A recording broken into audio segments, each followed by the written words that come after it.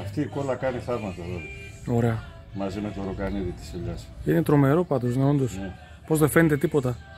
Αυτό μετά το γυαλίζεις. Γυάλισμα με γυαλόχαρτο και ελαιόλαδο, τίποτε άλλο. Α, ελαιόλαδο, ωραία, ωραία. Δεν αφήνει τίποτα στην τύχη, όλα να γίνουν όπως πρέπει. Όπως πρέπει να γίνει. Τι είναι αυτά τα δύο πιάτα? Αυτό είναι καρύδι, Ναι. και αυτό είναι από άγριο αχλάδι. Ωραία, φίλε. Ναι.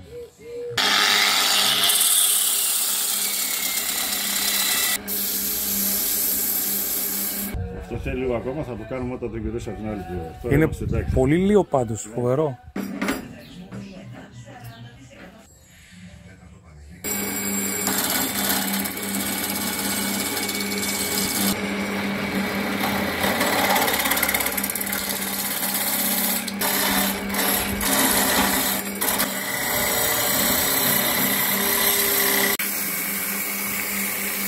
Τελική διαδικασία, Άρη, Ναι.